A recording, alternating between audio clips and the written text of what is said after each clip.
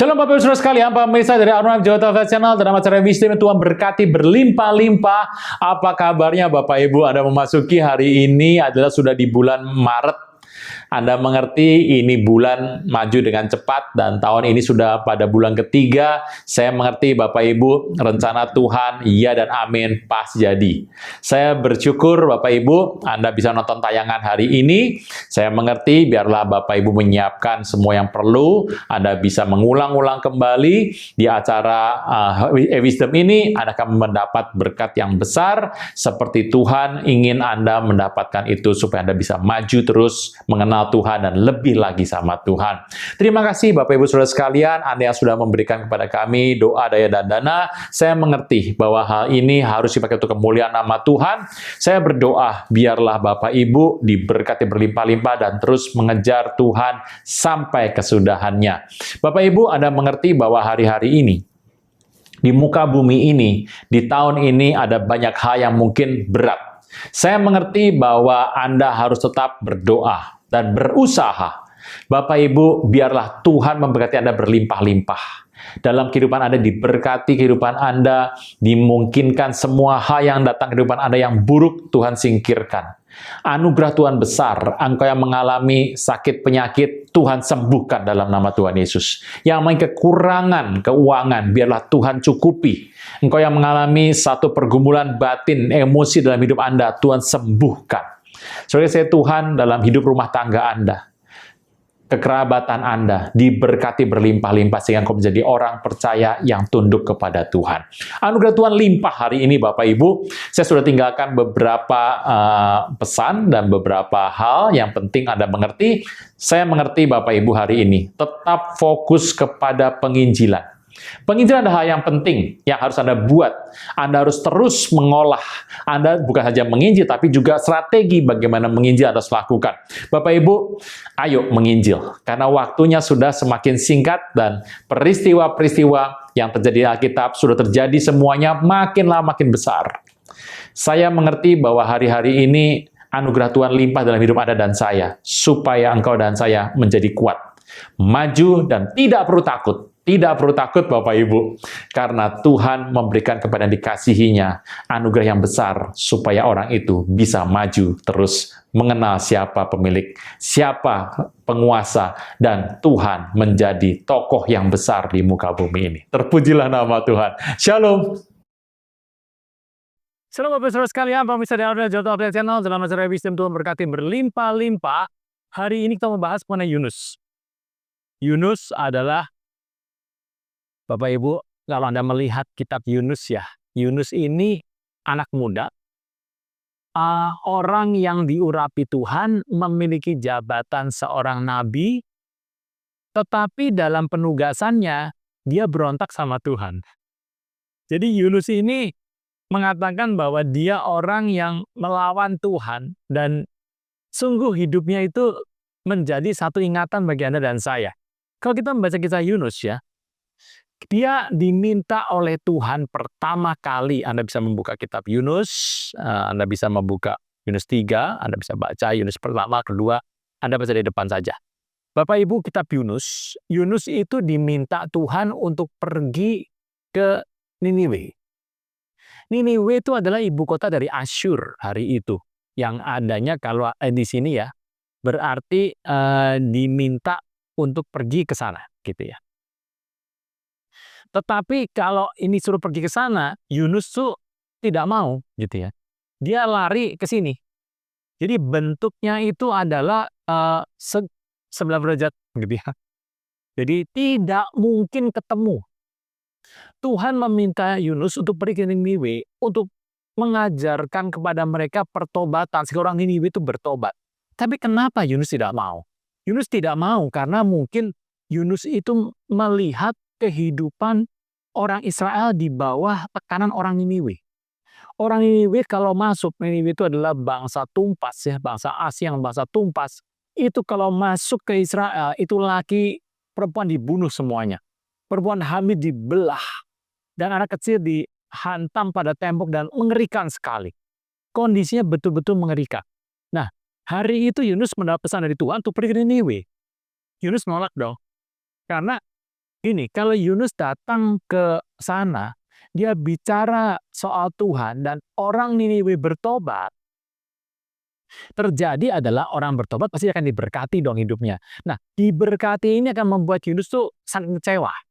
Dia berkata bahwa musuh orang Israel yang bernama Niniwe ini tidak pantas mendapat berkat. Yunus tidak mau bicara mengenai pertobatan pada orang Niniwe, nanti orang Niniwe kan bertobat. Bapak Ibu, apa yang terjadi? Yunus pergi ke sana nih, Tuhan suruh nih, dia pergi ke sini, ke Tarsis gitu ya. Nah, waktu dia ke sana, waktu dia mengambil tiket dan dia pergi, kemudian dia bayar kapalnya, dia masuk kapal, dia tidur di sana. Bapak Ibu, dia tidur di sana, apa yang terjadi waktu kapal itu berlayar, tiba-tiba atas penentuan Tuhan terjadi badai. Dan orang-orang kapal tidak mengira kenapa ada badai seperti ini. Mereka berteriak-teriak, mereka membuang semua muatan dari kapal. Tapi Yunus tetap tidur loh, Bapak Ibu. Apa yang terjadi kemudian? Kapten kapal memanggil orang dan dunia bertanya kepada masing-masing, dapatilah Yunus. Mereka membuang udi, dapat Yunus. Mereka berkata, apa yang kau lakukan? Yunus ngaku dengan terus terang bahwa dia lari dari kehendak Tuhan. Dia tidak mau melakukan kehendak Tuhan. Bapak Ibu hati-hati loh. Kalau Anda ikut Tuhan dan Tuhan perintahkan untuk melakukan apa yang diperintahkan kepadamu dan kau menolak, memang kalau Anda melihat tidak seperti Yunus ya memang, tetapi polanya akan sama dengan Yunus. Camkan ini, polanya akan sama dengan Yunus. Mungkin Anda tidak mengalami yang persis seperti Yunus, mungkin tidak. Tetapi polanya akan sama dengan Yunus. Yunus berkata, aku lari daripada Tuhan. Anak buah kapal bertanya, apa yang kamu harus lakukan? Yunus menjawab bahwa lebih baik kamu lempar aku dalam laut. Bagi Yunus, lebih baik mati daripada melakukan apa yang Tuhan perintahkan. Jangan tunda menerima Yesus. Hanya Yesus yang sanggup melepaskan Anda dari kesalahan dan dosa. Selalu ada waktu bagi Dia, tetapi tidak selalu ada waktu bagi Anda. Mari, ikuti saya mengucapkan doa berikut dengan yakin. Tuhan Yesus, ampuni semua kesalahan dan dosaku. Saat ini dengan sadar dan rela, aku mengundang Engkau sebagai Tuhan, Raja, dan Juru Selamat hidupku. Terima kasih Tuhan Yesus untuk namaku telah dicatat dalam kitab kehidupan. Amin. Bapak Ibu, merupakan hal yang luar biasa sekali. Dan anak buah kapal tidak sekolah. Mereka orang yang kasar. Mereka mengangkat Yunus dan melempar Yunus ke laut. Mereka lempar ke laut dan Yunus dimakan seekor penyu. Bapak Ibu, dimakan ikan paus. Kalau Anda bilang penyu, amin, Anda salah Bapak Ibu. Bapak Ibu, begini, kita harus membaca firman itu siang dan malam. Anda harus menggemari firman itu. Kalaupun Anda tidak suka dengan firman, Anda merasa berat mempelajari firman, saya katakan, Anda harus baca. Anda harus baca firman. Kalau engkau, aduh Pak, saya nggak kuat Pak, engkau harus latih dirimu. Kita harus latih tubuh kita, latih kebiasaan kita harus membuat hidup kita melakukan apa yang Tuhan katakan. Dan itu perlu sebuah perjuangan. Baiklah Bapak Ibu dan saya melakukan itu sekarang. Apa yang terjadi? Terjadi habis itu, tiba-tiba seekor ikan. Setelah lautnya rendah ya, rendah lempar Yunus, rendah tuh. Atas penentuan Tuhan, Yunus dimakan seekor ikan. Ya ikan paus lah, Anda sebut ikan paus. Tetapi Bapak Ibu, cerita itu akhirnya menggetarkan Yunus. Dan Yunus itu meninggal Bapak Ibu. Yunus meninggal ya. Jadi Bapak Ibu mengerti, Yunus itu meninggal. Karena firman Tuhan katakan, dari dalam dunia orang mati aku berteriak. Gitu ya. Waktu Yunus telah dikeluarkan lagi oleh ikan. Dari mulut ikan 3 hari, 3 malam. Kemudian Yunus pergi ke Niniwe. Dia akhirnya nurut sama Tuhan. Dan di situ ada 120.000 orang kira-kira yang kehidupannya betul-betul tidak bisa pegang tangan kanan, tangan kiri, gitu ya. Bapak Ibu mengertilah kondisi hari itu betul-betul orang itu tidak mengerti kehidupan yang Tuhan katakan. Yunus sudah berkata mengenai ini akan terjadi 40 hari lagi Niniwe akan tunggang balikan. Om Arbayim Yon Niniwe hak, gitu ya Bapak Ibu. Nah, cerita itu, hak itu bicara ditunggang balikan. Tetapi ini sebuah paradoks yang Anda lihat loh. Yunus pergi dan datang ke sebuah tempat lah. Dan dia mendirikan sebuah pondok. Gitu. Dia menunggu di sana, apakah betul 40 hari lagi Niniwe akan tunggang balikan Tuhan. Tetapi ini sebuah paradoks. Yunus tidak mengerti kasih setia Tuhan. Apa yang terjadi kemudian Yunus malah marah sama Tuhan dan Tuhan berkenan untuk bicara sama Yunus. Ternyata yang Tuhan balik. Orang Niniwe sebenarnya tidak bertobat, tetapi orang Niniwe dibalik hati oleh Tuhan. Waktu mereka dibalik hati oleh Tuhan, mereka bertobat. Yunus mengatakan pertobatan itu seperti zamannya waktu Sodom Gomora, Bapak Ibu. Ditunggang balikan. Yunus menunggu situasi apa yang terjadi atas Niniwe. Tetapi orang Niniwe hatinya dijamah oleh Tuhan dan orang Niniwe berbalik. Rajanya sampai binatang menggunakan baju kabung. Mereka tunduk dan mereka bertobat sama Tuhan. Di situ hati dibalik. Dalam kisah ini yang terjadi adalah Habakkuk overture itu pembalikan itu yang terjadi adalah converted atau change.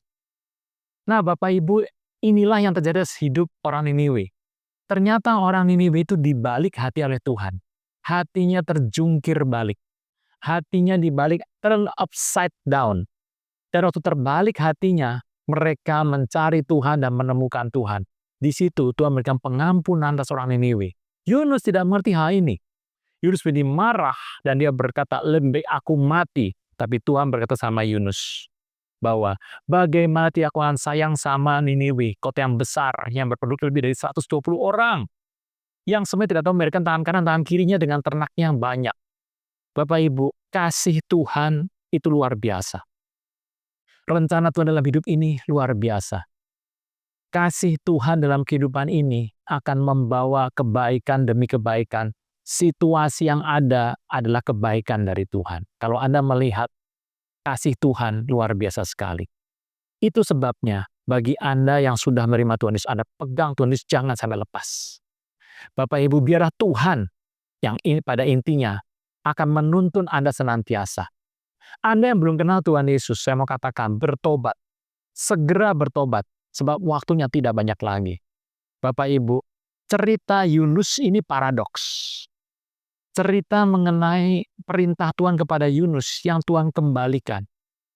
Tuhan akhirnya mengampuni Niniwe. Tuhan mengubahkan hati Niniwe. Bapak Ibu, hari ini Tuhan katakan, engkau pergi menginjil.